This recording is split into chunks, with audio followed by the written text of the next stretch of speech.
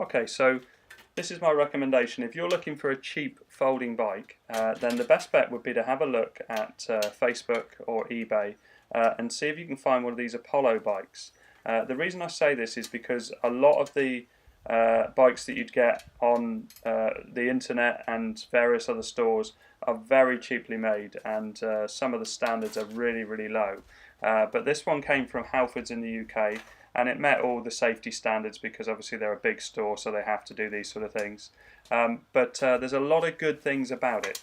So as a bike, why do I recommend it? Well, it's single speed, which means that it's very, very easy to service. There's not an awful lot to go wrong with it. Gears are certainly something which on an older bike would wear and be quite costly to service or repair. It's an aluminium frame, even though a lot of reviews say it's a steel frame. It's definitely aluminium. It's got steel forks and it's got aluminium wheels as well. So it's not super heavy. Especially since I took off the mudguards and also the rack at the back because that was very heavy. You could also change the seat if you're really looking to save weight, but the seat's quite comfy, so I've kept that on there. The V-brakes that it comes with are cheap and reliable. They are steel, but they're quite a hollowed out steel, so they're not particularly heavy.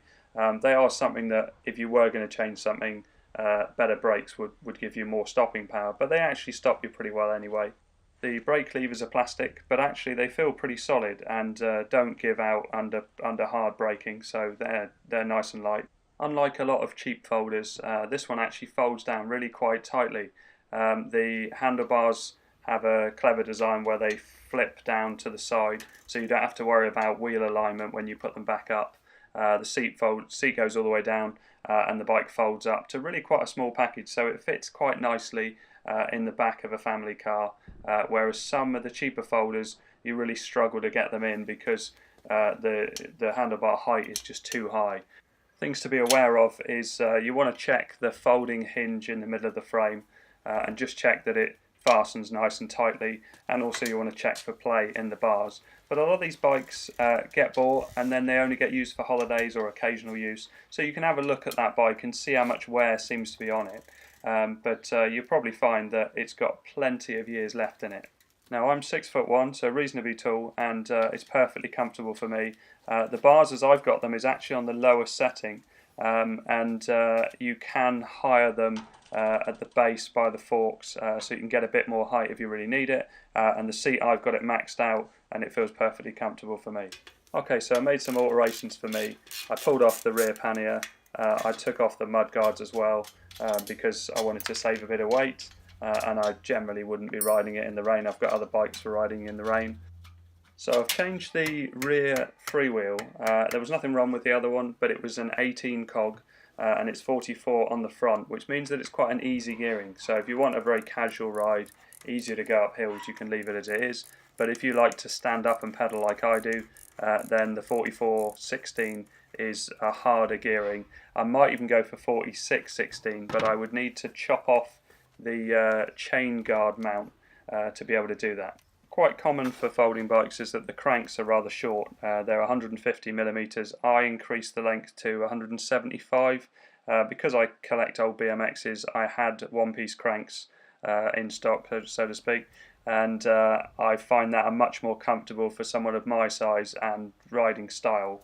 But it was fine with the shorter cranks for most people. It came with one folding pedal. I'm not sure if they'd normally come with two folding pedals when they were new, but mine only had one. Because I'm quite large height-wise and I'm reasonably heavy, I figured that I'd be better off swapping it out, so I changed it over for a BMX pedal. I'm not too worried about the pedals looking odd. It probably means that my bike is less desirable for thieves, which folding bikes, I mean certainly an Apollo folding bike isn't the sort of thing that's going to get nicked, so I'm not too worried to lock it up with one of my cheap locks that I've got. I managed to change the skewer clamp on mine because it was a bit worn and it wasn't holding as well as it should. But these are very cheap and easy to get hold of because it's not like a bespoke design, it's just the same sort of clamp as you would get on a seat clamp, and now it's nice and tight and it feels really solid. So for the rest of the video I'll show the working on the bike and the changes that I've made. I've also got a riding video of me just riding it around town. I put some Skyway mag wheels on there which I think look rather nice. They're not on there anymore because it makes it look a bit too desirable if I'm going to lock it up and leave it somewhere for half a day or anything like that.